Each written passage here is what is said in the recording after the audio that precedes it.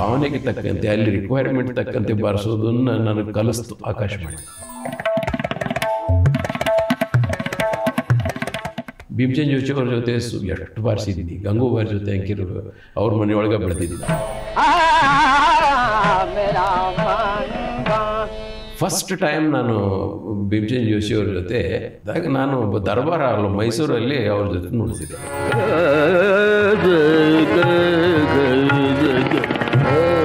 ಇನಾಮ್ ಅಲಿ ಖಾನ್ ಸಾಹೇಬ್ರದ್ದು ನಾ ರೆಕಾರ್ಡಿಂಗ್ ಕೇಳಿದೆ, ಸ್ವಲ್ಪ ಬೇರೆ ಅನ್ನಿಸ್ತದೆ.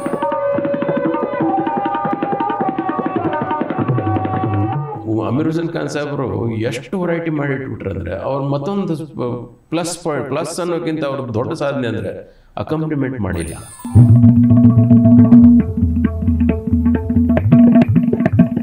ಸಾಧನೆ ಈಗಲೂ ಮಾಡ್ತೀನಿ ಅಂತೀರಿ? ಈಗ ನನ್ನ ಮನಸ್ಸಿಗೆ ಬಂದಾಗ ನಾನು ತಬಲಾ ತಗೊಂಡೇ ಕುಂತೇನು.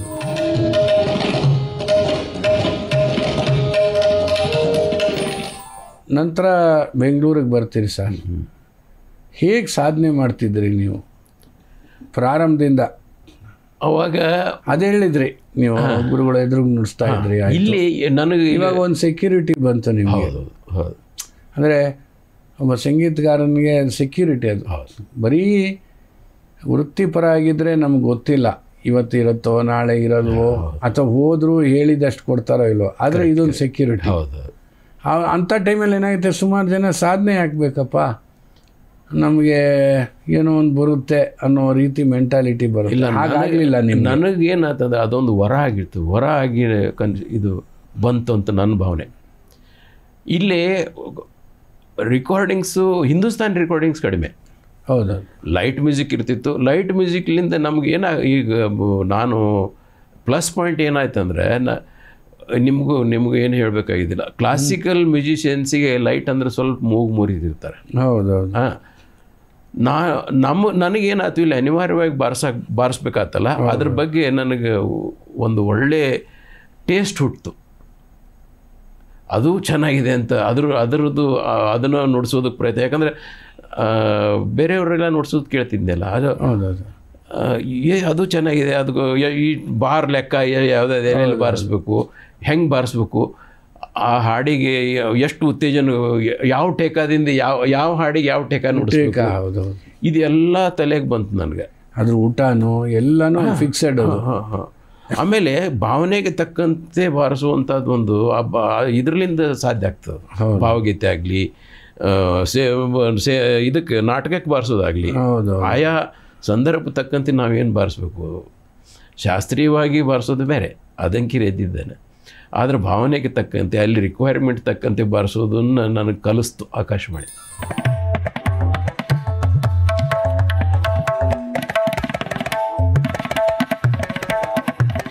ನಾನು ಅದೇ ಹೇಳ್ತಾ ಇರ್ತೀನಿ.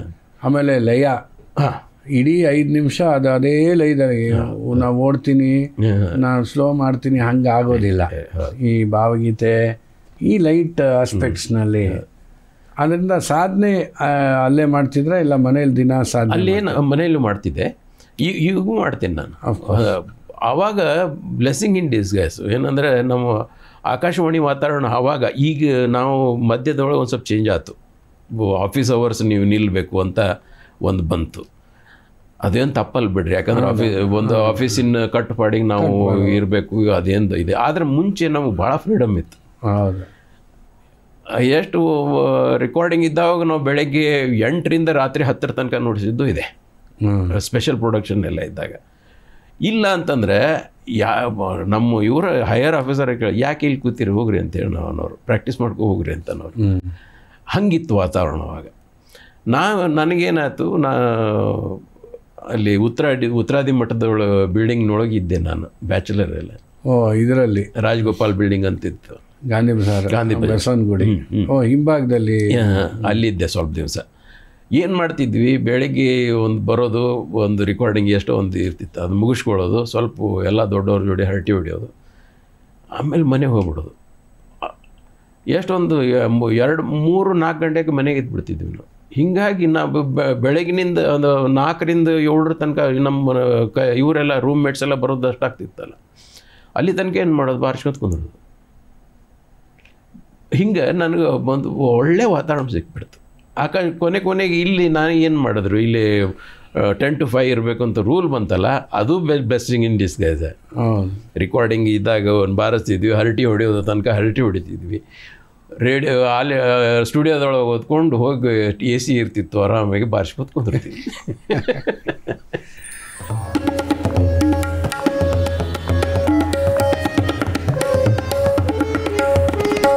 ಏನೇ ಈಕ್ವಲೈಸೇಷನ್ ಏನೂ ಇಲ್ಲ, ಆದರೆ ನಮ್ಮ ತೃಪ್ತಿಯಾಗಿ ಬರುತ್ತೆ. ಸೊ ಹಾಗೆ ಇದಾಯಿತು. ಮತ್ತು ನಿಧಾನಕ್ಕೆ ಹೆಸರು ನಿಮ್ಮದು ಬೆಳೀತಾ ಹೋಯಿತು. ನಮ್ಮ ರಾಜ್ಯದ, ರಾಷ್ಟ್ರದ ಎಲ್ಲ ದಿಗ್ಗಜರ ಜೊತೆ ನೀವು ಸಾಥಿ ಕೊಟ್ಟಿದ್ದೀರಿ. ಅದ್ರ ಬಗ್ಗೆ ಏನು ಹೇಳ್ತೀರಿ ಸರ್? ನನ್ನ ಸೌಭಾಗ್ಯ ಅದು. ಯಾಕಂದರೆ ಎಷ್ಟೇ ಪ್ರತಿಭೆ ಇದ್ರೂ ದೊಡ್ಡ ದೊಡ್ಡವ್ರದ್ದು ಸಖ್ಯ ಬರೋದು ಭಾಳ ಕಷ್ಟ. ಆಮೇಲೆ ಆ ಸುಯೋಗ ಕೆಲವು ಮಂದಿ ಸಿಗೋದೇ ಇಲ್ಲ. ಹೌದು, ಎಷ್ಟೋ ಮಂದಿ. ಆದರೆ ನನಗೆ ದೇವ್ರದಿಂದ, ನಮ್ಮ ಗುರುಗಳ ಆಶೀರ್ವಾದದಿಂದ ಅದು ಸಿಕ್ತು. ಎಷ್ಟು ದೊಡ್ಡವ್ರನ್ನಾಗ ಊಹೆನೂ ಮಾಡೋಕ್ಕೆ ಸಾಧ್ಯ ಇಲ್ಲ, ಅಷ್ಟು ದೊಡ್ಡವ್ರ ಜೋಡಿ ಬಾರಿಸ್ಬಿಟ್ನೆ. ಇವರು ಸಲಾಮತ್ತಲ್ಲಿ ಅವ್ರ ಜೊತೆ ಒಂದು ಕಾನ್ಸರ್ಟ್ ನುಡ್ಸಿದ್ದು ನಾನು ಬೆಂಗಳೂರಲ್ಲಿ. ಊಹೆನೂ ಮಾಡೋಕ್ಕಾಗೋದಿಲ್ಲ, ಅವ್ರ ಮುಖನೂ ನೋಡೋಕ್ಕಾಗೋದಿಲ್ಲ. ಅಂತಹ ಪಾಕಿಸ್ತಾನದಿಂದ ಬಂದಿದ್ದರು. ICCRದವನೊಂದು ಪ್ರೋಗ್ರಾಮ್ ಮಾಡಿದ್ರಿ ಇಲ್ಲಿ ಚೌಡೆಯದೊಳಗೆ, ಅವ್ರ ಜೊತೆ ನುಡಿಸಿದ್ನಿ. ಭೀಮಸೇನ್ ಜೋಶಿ ಅವ್ರ ಜೊತೆ ಎಷ್ಟು ಬಾರಿಸಿದ್ನಿ. ಗಂಗೂಬಾಯಿ ಜೊತೆ ಅಂಕಿರು ಅವ್ರ ಮನೆಯೊಳಗೆ ಬೆಳೆದಿದ್ದು ನಾನು.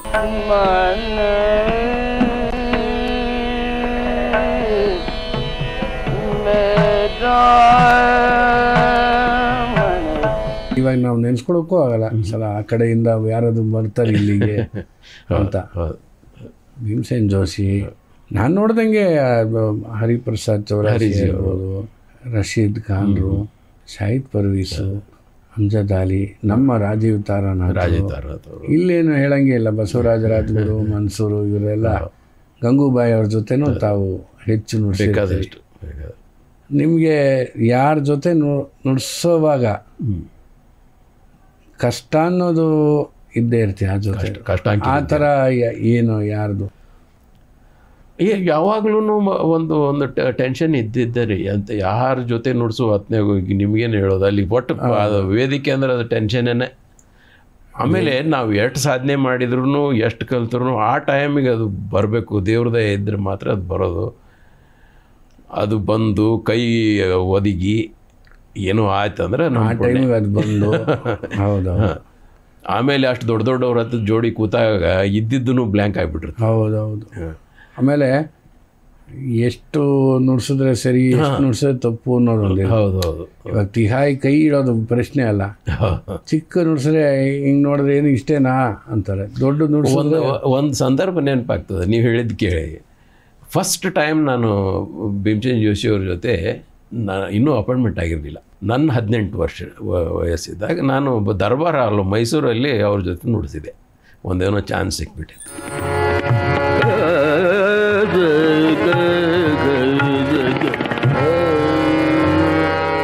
ನನಗೆ ಒಂದು ಕಡೆ ಭಯಂಕರ ಹುರುಪು, ದೊಡ್ಡವ್ರ ಜೊತೆ ನುಡಿಸ್ತಿದ್ದೆ. ಒಂದು ಕಡೆ ಹೆದರಿಕೆ, ಟೆನ್ಷನ್ನು. ಅಲ್ಲಿ ಅವರು ಪುರಿಯಾದನಾಶ್ರೀ ಹಾಡಿದರು, ಇವತ್ತಿಗೂ ನೆನಪದ. ನನಗೆ ತಿಳಿದಂಗೆ ನುಡಿಸಿದೆ, ಒಂದು ಸ್ವಲ್ಪ ಜೋರು ನುಡಿಸಿದೆ. ಆಮೇಲೆ ಅವ್ರೇನು ಹೇಳಿಲ್ಲ ನನಗೆ, ಏನು ಸ್ಟೇಜ್ ಮೇಲೆ ಏನೂ ಈ ಒಟ್ಟು ಮುಖದೊಳಗೆ ಏನೂ ಇದನ್ನೇ ಇಲ್ಲ, ಭಾವನೆನೇ ಇಲ್ಲ. ಚೆನ್ನಾಗಿ ಅವ್ರ ಪಾಡಿಗೆ ತಮ್ಮ ಇದ್ರೊಳಗೆ ಹಾಡಿ ಮುಗಿಸಿದ್ರು. ನನಗೆ ಅವ್ರದ್ದು ಫೀಡ್ಬ್ಯಾಕ್ ಬೇಕು, ಏನು ಹೇಳ್ತಾರಂತ. ಅವ್ರನ್ನ ಮಾತಾಡ್ಸೋ ಹೆದರಿಕೆ ನನಗೆ. ಆಮೇಲೆ ನಮ್ಮ ಮಾಧವ್ ಗುಡಿ ಅವರು, ನಾ ಮಾದಾಣ ಅಂತೇವೆ ಅವ್ರಿಗೆ. ಅವ್ರಿಗೆ ಕೇಳಿದೆ, ಏನು ರೀ ಮತ್ತು ಮಾದಾಣ ಏನು ಹೇಳ್ತಾರೆ ಗುರುಗಳು, ಏನು ಹೇಳಿದರು ಅಂತ. ಅವರು ನಾನೀಗ ಅಲ್ಲಿಂದ ಮಂಗಳೂರಿಗೆ ಹೋಗ್ತಿದ್ವಿ ನಾವು. ಶಕ್ತಿನಗರದಾಗ ಪ್ರೋಗ್ರಾಮ್ ಇತ್ತು. ನಾನು ಅಲ್ಲಿ ದಾರಿ ಒಳಗೆ ಕೇಳಿ ನಿನಗೆ ಹೇಳ್ತೀನಿ ಅವ್ರೇನು ಹೇಳ್ತಾರೆ ಅಂತ ಅಂದರು. ಅವರು ಹೇಳಿದರು. ಅವ್ರೇನು ಹೇಳಿದ್ರಂತ, ಅವ ಭಾಳ ಚಲೋ ಬಾರಿಸ್ತಾನೆ, ಭಾಳ ಟ್ಯಾಲೆಂಟೆಡ್ ಇದ್ದಾನೆ, ನನ್ನ ನೋಡ್ಕೊಂಡು ಬಾರಿಸು ಅಂತ ಹೇಳಿದ್ರು ಅವರು. ಇದು ದೊಡ್ಡ ಒಂದು ಇದು.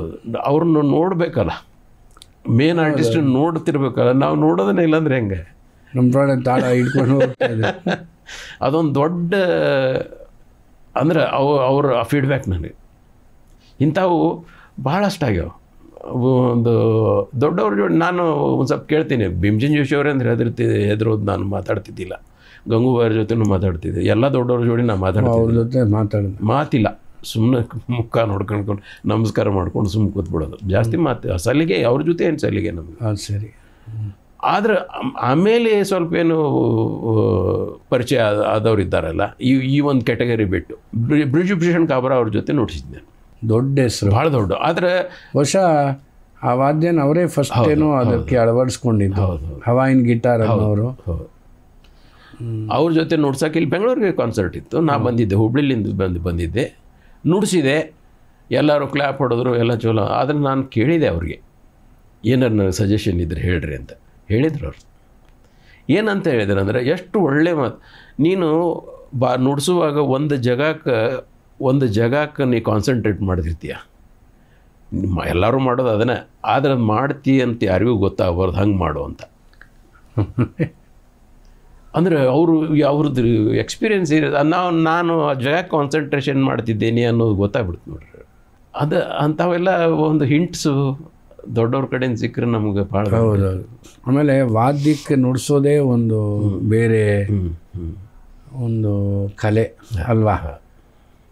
ಹಾಡೋರ ಜೊತೆ ನಿಮಗೆ ಏನು ಅಷ್ಟು ಫ್ರೀಡಮ್ ಇರೋದಿಲ್ಲ. ಮಧ್ಯ ಬೋಲು ಅದು ಏನಿಲ್ಲ. ಆದರೆ ವಾದ್ಯ ಜೊತೆ ಎರಡೂ ಆಗಬೇಕು. ಅವ್ರು ಸುಮ್ಮನೆ ಅವರು ಆಲಾಪ ಅದು ಇದು ವಿಸ್ತಾರ ಮಾಡುವಾಗ ನೀವು ಟೇಕ ಹಿಡಿಬೇಕು. ಆಮೇಲೆ ನೀವು ನುಡಿಸ್ಬೇಕಾದ್ರೆ ಅವ್ರು ಸರಿಯಾಗಿ ಲೇರ ಹಿಡಿಬೇಕು. ಅದೊಂದು ಇದೆಯಲ್ಲ. ಹೌದು. ಆಮೇಲೆ ಅದು ಕರೆಕ್ಟಾಗಿ ಅವರು ಬೇಜಾರಾಗುವಷ್ಟರಲ್ಲಿ ನಿಮ್ದೆಲ್ಲ ಬಂದ್ಬಿಡ್ಬೇಕು. ಇದೊಂದು ಅನುಭವ ನಮಗೂ ಅಷ್ಟೇ. ಈಗ ಮೃದಂಗದಲ್ಲಿ ಈಗ ವೀಣೆಗೆ ನುಡ್ಸೋಕ್ಕೂ ವೋಕಲ್ ವೀಣೆ ಅದು ಈಗೇನೋ ಪಿಕಪ್ ಹಾಕ್ಕೊಳ್ತಾರೆ. ಆದ್ರೂ ಆ ನಾದ ಸೌಖ್ಯದಲ್ಲಿ ಒಂದೇನೋ ಒಂದು ಹಿಡ್ತಾ ಇರಬೇಕು ಒಂದೊಂದು ವಾದ್ಯಕ್ಕೆ. ನಿಜ. ಹೌದು. ಅದೆಲ್ಲ ಪಿಕಪ್ ಎಲ್ಲ ಇತ್ತೀಚೆಗೆಲ್ಲ ಬಂದಿದೆ. ಅದು ಅಷ್ಟೇ. ಬ್ರಿಜಭೂಷಣ್ ಕಾಬ್ರಾ ಅವರು ದೊಡ್ಡ ಕಲಾವಿದ, ಭಾಳ ದೊಡ್ಡವರು. ಒಂದು ಆ ವಾದ್ಯ ಅಂದರೆ ಸಿನಿಮಾದಲ್ಲಿ ಅದರಲ್ಲಿ ಕೇಳ್ತಿರ್ತಿದ್ವಿ, ಆದರೆ ಅದನ್ನು ಶಾಸ್ತ್ರೀಯವಾಗಿ ಅದನ್ನು ತಂದವರು ಅಂತ ನಾನು ಅಂದ್ಕೊಂಡಂಗೆ. ಹೌದು.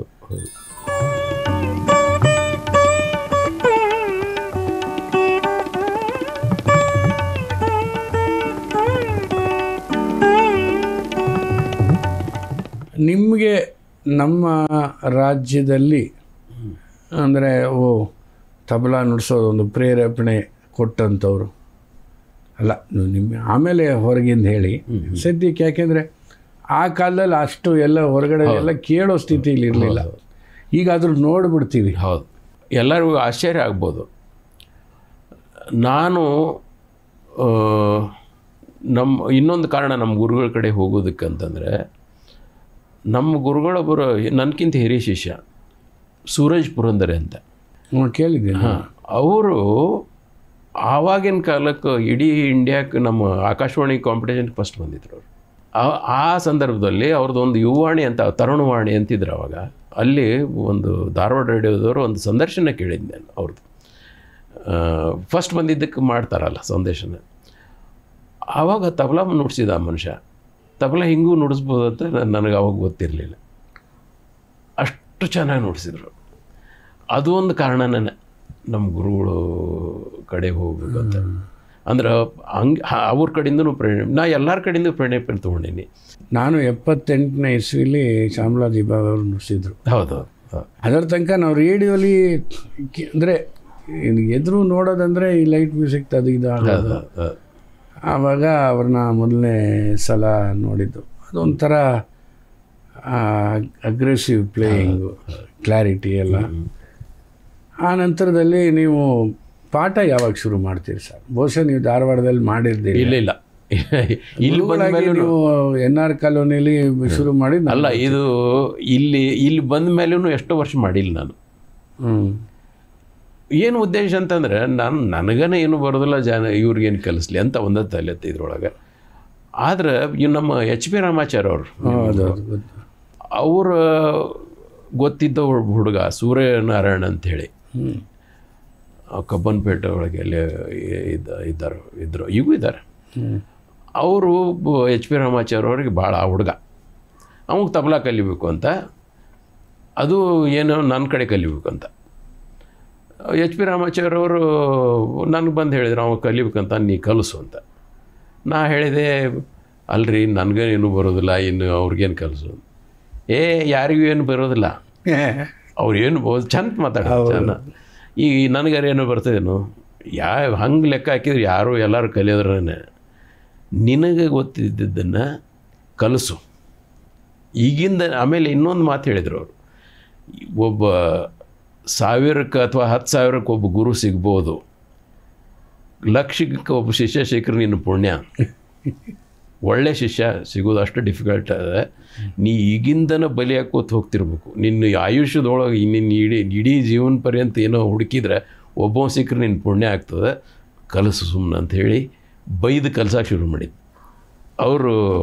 ಆಮೇಲೆ ನಾ ಹುಡುಗ ಸೂರ್ಯನಾರಾಯಣ ಅಂತ ಅವ್ರ ಹತ್ರ, ನನ್ನ ಹತ್ರ ಕಲಿಯಕ್ಕೆ ಬಂದ. ಆಮೇಲೆ ನಾಗೇಶ್ ಬಂದ, ನಾಗೇಶ್ ಆದಮೇಲೆ ಉದಯ್ ಬಂದ. ಅದೆಲ್ಲ NR ಕಾಲೋನಿ ಅಲ್ವಾ? ಇಲ್ಲಿಂದ ಉತ್ತರಾದಿ ಮಾಡ್ತೀನಿ. ನೀವು ಅಲ್ಲಿ ಬಹುಶಃ ಮದುವೆ ಆದಮೇಲೆ ಅಲ್ಲಿ ಶಿಫ್ಟ್ ಆದರೂ? ಹೌದು ಹೌದು. ಮನೆ ನೋಡಿಲ್ಲ, ಬಟ್ ಆ ಸ್ಟ್ರೀಟ್ ಎಲ್ಲ ಗೊತ್ತು. Model house 4th street.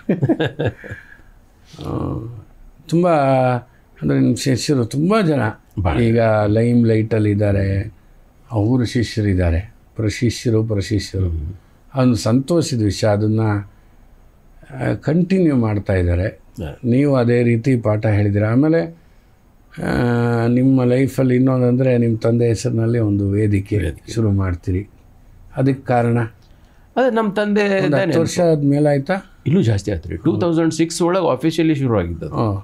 ಅವಾಗ ದೊಡ್ಡೊಂದು ಪ್ರೋಗ್ರಾಮ್ ಮಾಡಿ ಹರೀಜಿ ಅವ್ರು ಬಂದರು, ಅಕ್ಕ ಗಂಗೂಬಾಯಿ ಅವ್ರು ಬಂದರು, ನಮ್ಮ ಗುರುಗಳು ಬಂದರು, ರವೀಂದ್ರ ಕಲಾಕ್ಷೇತ್ರದೊಳಗೆ ಭಾಳ ದೊಡ್ಡ ಪ್ರೋಗ್ರಾಮ್ ಆಯ್ತು. ಅಲ್ಲಿ ಆಫಿಷಿಯಲಿ ಶುರು ಆಗಿದ್ದದು, ಒಂದು ಟ್ರಸ್ಟ್ ಅಂತ. ಅದಕ್ಕಿಂತ ಮುಂಚೆ ನಾವು ಬೈಟಾಗಿ ನಮ್ಮ ತಂದೆ ನೆನಪಿನೊಳಗೆ ಅವರು ತೀರ್ಕೊಂಡು ಆ ಟೈಮ್ನಲ್ಲಿ ಒಂದು ಬೈಠಕ್ ಅಂತ ಮಾಡ್ತಿದ್ವಿ ನಾವು ಮನೆಯೊಳಗೆಲ್ಲ. ಹುಬ್ಳಿ ಆಗಿದ್ದ ಅವಾಗ. ಅದು ನಡುವೆ ಇಲ್ಲಿ ಬಂದ ಮೇಲೆ ಜಾಗ ಇಲ್ದೇ ಬಿಟ್ಟೋಗಿತ್ತು. ಆಮೇಲೆ ಮತ್ತೆ ಶುರು ಮಾಡಿ 2006 ಒಳಗೆ ಶುರು ಮಾಡಿ. ಅದು ಅಷ್ಟೇ ಭಾಳ ಚೆನ್ನಾಗಿ ನಡ್ಸ್ಕೊಂಡು ಬರ್ತೀರಿ. ತಿಂಗಳು ಕಾರ್ಯಕ್ರಮ ಇರ್ಬೋದು, ಉತ್ಸವಗಳು, ವೆರೈಟಿ ಆಫ್ ಪ್ರೋಗ್ರಾಮ್. ಇದು ನಿಮ್ಮ ಮನಸ್ಸಲ್ಲಿ ಇತ್ತ ಅಥವಾ ಹಾಗೆ? ನಮ್ಮ ತಂದೆ ನೆನಪಿನೊಳಗೆ ಏನಾರು ಮಾಡಬೇಕು ಅಂತ ಇತ್ತು, ಮುಂಚಿಂದ ಇತ್ತು. ಆದರೆ ಅದಕ್ಕೆ ಸಹಕಾರನೂ ಸಿಗ್ತಲ್ಲ. ನನ್ನ ಫ್ರೆಂಡ್ಸ್ ಆಗಲಿ, ನನ್ನ ಶಿಷ್ಯರಾಗಲಿ, ಹೌದೌದು, ಒಳ್ಳೆ ಒಂದು ಹುರುಪು ಕೊಟ್ಟು ಅದಕ್ಕೊಂದು ಒಳ್ಳೆ ಇದನ್ನು ಮಾಡಿ ಕಷ್ಟಪಡ್ತಾರೆ, ಕೆಲಸ ಮಾಡ್ತಾರೆ. ಆಮೇಲೆ ಅದು ಏನೋ ಶುರು ಆಯ್ತು. ರೂಪರೇಷೆ ಏನಂದರೆ ಯಂಗ್ಸ್ಟರ್ಸಿಗೆ ಇದು ಸಿಗಬೇಕು, ವೇದಿಕೆ ಸಿಗಬೇಕು. ಚೈಲ್ಡ್ ಪ್ರೊಡಜಿನ ನಾವು ಪ್ರೆಸೆಂಟ್ ಮಾಡಬೇಕು. ಆಮೇಲೆ ಒಂದು ವೆಟ್ರನ್, ಒಟ್ಟು 3 ಕ್ಯಾಟಗರಿಗಳು ಪ್ರೋಗ್ರಾಮ್ ನಡೀತಿರ್ಬೇಕು ಅಂತ ಹಂಗೆ ಒಂದು ಸ್ಥೂಲವಾಗಿ ಶುರುವಾಗಿದ್ದದು.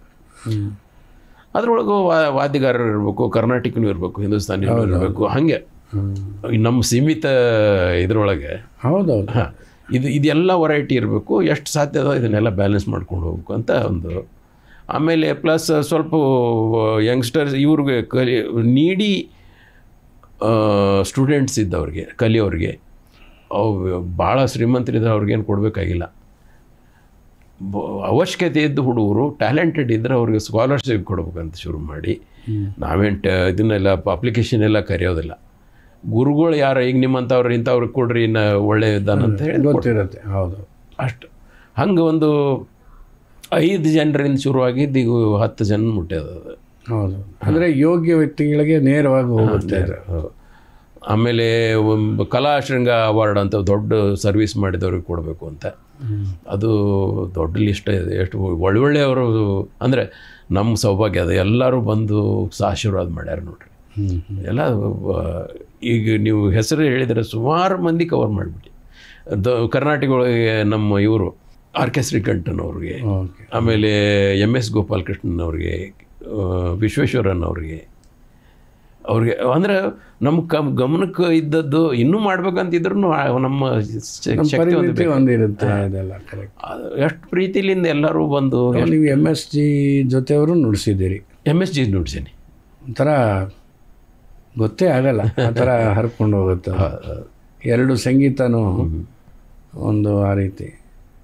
ಸರ್, ಇವಾಗ ತಬಲಾದಲ್ಲಿ ಈಗ ನಮ್ಗೆ ಹೇಗೆ ಘರಾಣಗಳಿದೆ, ಸಂಗೀತದಲ್ಲಿ ಜೈಪುರ್ ಘರಾಣ, ತಬಲಾದಲ್ಲಿ ಮುಖ್ಯವಾದ್ದು ಯಾವುದು? ಘರಾಣ ಅಂತಿದೆ. ನೀವು ಈಗೆಲ್ಲ ಮಿಕ್ಸ್ ಆಗಿ ಇದ್ರೂ ಕೂಡ ಒಂದೇನೋ ಒಂದು ಇರುತ್ತಲ್ಲ ಆ ಥರ. ಈಗ ಹೆಸರಿಗೆ ಅಂತ ಹೇಳಿದರೆ ದಿಲ್ಲಿ ಮೂಲ ಘರಾಣ ಅಂತ ಹೇಳ್ತಾರೆ. ದಿಲ್ಲಿ ಘರಾಣ, ಅಜರಡ, ಅದರಲ್ಲಿಂದ ಇವೆಲ್ಲ ಬೈಫರ್ಕೇಷನ್ ಡಿವೈಡ್ ಆಗಿ ಬಂದು ಅಜರಡ, ಪೂರಬ್, ಫರಕಾಬಾದ್, ಆಮೇಲೆ ಬನಾರಸ್ ಘರಾಣ. ಪಂಜಾಬ್ ಘರಾಣ ಭಾಳ ಹಳಬರು, ಅದು ಪಂಜಾಬ್ ಘರಾಣ ತಬಲಾದ ಘರಾಣ ಅಂತ ಅವರು ಇದನ್ನು ಮಾನ್ಯ ಮಾಡ್ತಿರ್ಲಿಲ್ಲ. ಅದು ಪಕ್ವಾಜ್ ಅಂತೇಳಿ, ಪಕ್ವಾಜ್ ಘರಾಣ ಅಂತ. ಆದರೆ ತಬಲಾ ಈಗ ಎಲ್ಲರೂ ಮಾನ್ಯ ಮಾಡಲೇಬೇಕು, ಹಂಗಾಗ್ಬಿಡ್ತದೆ. ಇಷ್ಟು ಮೇನ್ ಇದೆ. ಯಾಕಂದರೆ ಅದು ಆವಾಗ ಮುಂಚೆಲ್ಲ ಅದು ತಬಲಾ ಘರಾಣ ಅಂತ ಅಂತಿರಲಿಲ್ಲ. ಪಂಜಾಬ್ ಘರಾಣ ಅದು ಪಕ್ವಾಜ್ ಘರಾಣ ಅಂತಿದ್ರು. ಆದರೆ ಈಗ ತಬಲಾದ ಮುಖ್ಯ ಪಂಜಾಬ್ನಲ್ಲೇ ಈ ಭಜನ್ಗೆ ನುಡಿಸ್ತಾರೆ. ಅಂದರೆ ಈ ಸಿಖ್ರ ಒಂದು ಇದೆಯಲ್ಲ, ಇದು ಅದಕ್ಕೇನು ಹೇಳ್ತಾರೆ, ಅದಕ್ಕೇನು ಹೇಳ್ತಾರೆ, ದೊಡ್ಡದು ಹೌದು ತಬಲಾ ಇರುತ್ತೆ. ಹೌದು. ಮತ್ತೆ ಡಗ್ಗಾಗೂ ಇದು ಹಾಕೊಂಡು ಕಣಕ ಇದು ಹಿಟ್ಟು ಹಾಕ್ತಾರೆ. ಹೌದು, ಅದಕ್ಕೆ ಜೋರಿ. ಹೌದು. ಸೊ ಅದರಿಂದ ಅದು ಹಂಗೆ ಬಂದಿರ್ಬೋದು. ಇರ್ಬೋದು. ಬಹಳ ಬೇಸನಾದ, ಅದು ಎಷ್ಟು ಚೆನ್ನಾಗಿ ನೋಡಿಸ್ತಾರೆ, ತುಂಬ ಚೆನ್ನಾಗಿರುತ್ತೆ. ಸೊ ಈಗ ಒಂದೊಂದು ಘರಾಣಗೂ ಹೆಸರು ಮಾಡಿರೋರು ಇದ್ದಾರಾ, ಅಥವಾ ಘರಾಣೆಗೆ ಹೆಸರು ಮಾಡಿದವರು ಇದ್ದಾರೆ. ಆದರೆ ಎಲ್ಲರೂ ಎಲ್ಲ ನುಡಿಸ್ತಾರೆ ಈಗಿನವರು. ಅದನ್ನು ಬೆಟ್ ಮಾಡಿ ತೋರ್ಸೋಕ್ಕಾಗಲ್ಲ. ಹಾಂ, ಒಂದು ಉದಾಹರಣೆ ಕೊಡ್ಬೋದಾದರೆ? ಎಲ್ಲರನ್ನೂ ಕೇಳ್ರಿ ನೀವು. ಅಲ್ಲ, ಈಗ ಮುಂಚೆ ಇದ್ದವ್ರಿಗೆ, ಈಗ ಬಿಡಿ, ಮುಂಚೆ ಇದ್ದವ್ರನ್ನೂ ಸಹಿತ ನಾನು ಅಗ್ದಿ ನಾವು ತಿರುಕೋ ಖಾನ್ ಸಾಹೇಬರು ಸಹಿತ 4 ದಿಲ್ಲಿ ಅಜರಡ, ಪೂರ ಫರೂಖಾಬಾದ್ ಭಾಳ ಬಾರಿಸ್ತಿದ್ರಂತ ಅವರು. 4 ಅಲ್ಲೇನೆ ಅವರು ನುಡಿಸ್ತಿದ್ರಲ್ಲ. ಈಗ ನಮ್ಮಲ್ಲಿ ಪ್ಯೂರಿಟಿ ಅದು ಅಷ್ಟು ಬಾರಿಸ್ತೀನಿ ಅಂದರೆ ನಾವು ಸುಮ್ಮನೆ ಏನೋ ಹೇಳ್ಬೇಕಷ್ಟೆ, ಹಂಗಾಗ್ಬಿಡ್ತದೆ. ಸಿಲೆಬಸ್ ಥರ. ಈಗ ಬನಾರಸ್ ಅಂದರೆ ನಮಗೆ ತಕ್ಷಣ ತಲೆಗೆ ಬರೋದು ಕಿಶನ್ ಮಹಾರಾಜ್ ಅವರು, ಸಮತಾ ಪ್ರಸಾದ್, ಅನೋಖೆ ಲಾಲ್ ಅವರು.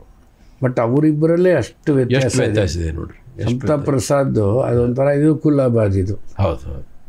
ಅದು ಸಮತಾ ಪ್ರಸಾದ್ ಅದೇ ಬೇರೆ, ಅನೋಖೆ ಲಾಲ್ ಅದು ಬೇರೆ.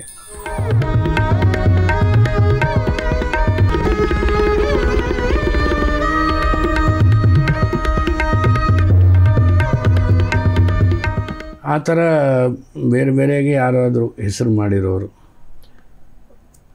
ಈ ಬನಾರಸ್ ದಂಕೇರಿ ನೀವು ಹೇಳಿಬಿಟ್ರಿ. ಪಂಜಾಬ್ ಅಲಾರಕ್ಕ ಅವರು, ಜಾಕಿರ್ ಬಾಯಿ, ಆಮೇಲೆ ಅವರು ಶೌಕತ್ ಹುಸೇನ್ ಖಾನ್ ಅಂತೆಲ್ಲ, ಅದೊಂದು ಲಿನಿಯೇಜ್ ಇದೆ. ತಾರಿಕ್ ಖಾನ್, ಇವರು ನೀವು ಕೊಟ್ಟಿದ್ರಲ್ಲ ಒಂದು ಇದನ್ನು. ಹೌದು, ಎಂಥದ್ದು ಮರ್ತೋಗಿದೆ.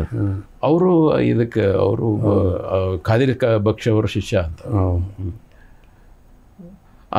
ಅದೊಂದು ಲಿನೇಜು. ಆಮೇಲೆ ಟಫು ಖಾನ್ ಅವ್ರ ಮಗನೂ ನುಡಿಸ್ತಾರೆ. ಹೌದು. ಆಮೇಲೆ ದಿಲ್ಲಿ ಕಡೆಯಿಂದ ಅಂತಂದರೆ ಇವರು ನಮಗೆ ಗೊತ್ತಿದ್ದ ಇಷ್ಟು ಹಿಂದೆ ಹೋದ್ಮೇಲೆ ಇನಾಮ್ ಅಲಿ ಖಾನ್ ಸಾಹೇಬ್ರದ್ದು ನಾ ರೆಕಾರ್ಡಿಂಗ್ ಕೇಳೀನಿ. ಸ್ವಲ್ಪ ಬೇರೆ ಅನ್ನಿಸ್ತದೆ ನೋಡೋ ಹಾಗೆ, ಕೇಳೋದಕ್ಕೇ. ಈಗ ನಾವು ಯೂಶ್ವಲಿ ಏನು ಕೇಳ್ತೇವಲ್ಲ ಹಂಗೆ ಅನಿಸೋದಿಲ್ಲ, ಸ್ವಲ್ಪ ಬೇರೆ ಅನ್ನಿಸ್ತದೆ.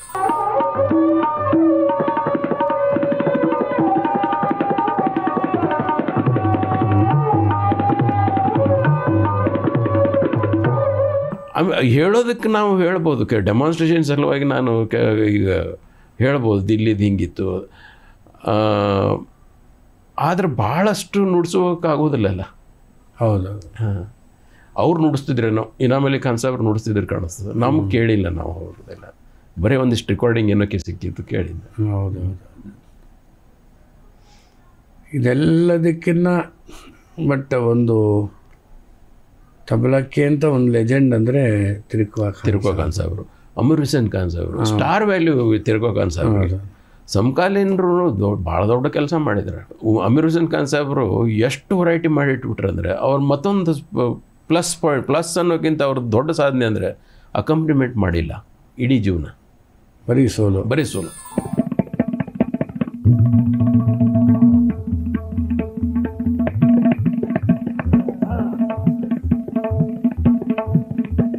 ಎಷ್ಟು ಅಂದರೆ ಸಸ್ಟೈನ್ ಮಾಡಲಿಕ್ಕೆ ಎಷ್ಟು ವೆರೈಟಿ ಇರಬೇಕು ಅವ್ರ ಹತ್ರ ಅಂತ. ಹೌದು.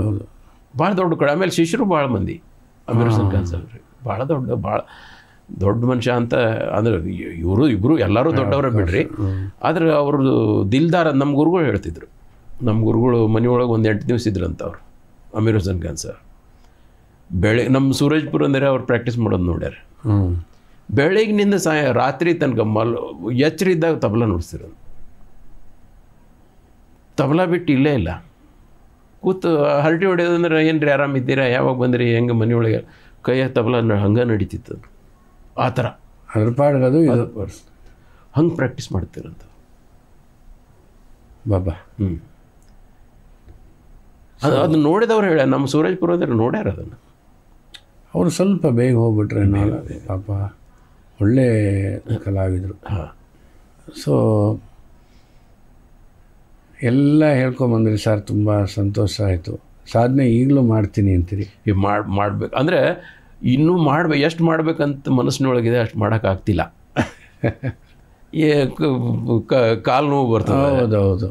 ಅದು ವಯಸ್ಸಿಂದು ಆಟ ಅದು ತೋರಿಸ್ತದೆ. ಆದ್ರೆ ಖುಷಿ ಆಗ್ತದೆ. ಅದರೊಳಗೆ ಒಂದು ರುಚಿ.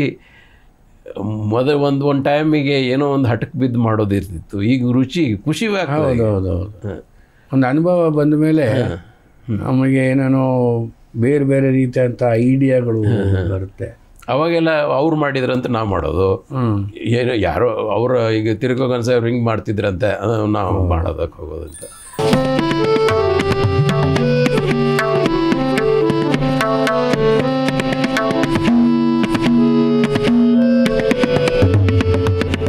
ತಬಲಾ ಪರಂಪರೆಯನ್ನು ಮುಂದುವರ್ಸೋಕ್ಕೆ ಮಕ್ಕಳಿದ್ದಾರೆ.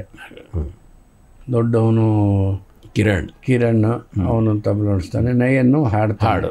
ಹೇಗೆ ಒಳ್ಳೆ ಅವರು ಈ ಕಡೆ ಬಂದುಬಿಟ್ರು ನೋಡ್ರಿ, ಸಂಗೀತದ ಫೀಲ್ಡಿಗೆ ಬಂದುಬಿಟ್ರು. ಬೇರೆ ಕಡೆ ಹೋಗ್ರು ಅಂದ್ರೆ ಹೋಗಲಿಲ್ಲ ಅವರು ಸಂಗೀತಕ್ಕೆ.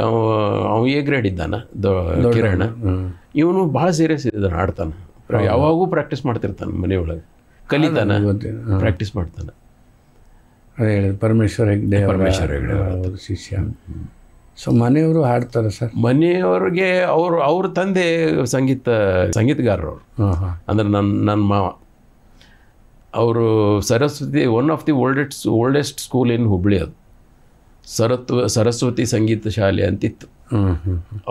ಅವ್ರ ಅಪ್ಪನೂ ನಡೆಸ್ತಿದ್ರು ಅದನ್ನೇ, ಅವ್ರಲಿಂದ ಇವರು ನಡೆಸ್ತಿದ್ರು, ನಮ್ಮ ಮಾವನು ನಡೆಸ್ತಿದ್ರು. ಅವರು ಅಲ್ಲಿ ಸಿತಾರು ತಬಲ ಎಲ್ಲ ಹೇಳ್ಕೊಡ್ತಿದ್ರು ಅವರು. ಅದೇ ಲಕ್ ಇಲ್ಲ, ಹೆಸರು ಬರಬೇಕು, ಅದೆಲ್ಲ ಲಕ್ ಫ್ಯಾಕ್ಟರ್ ಇರ್ತದೆ. ಅಂದರೆ ಅವರು ಕಲ್ತಿದ್ರು.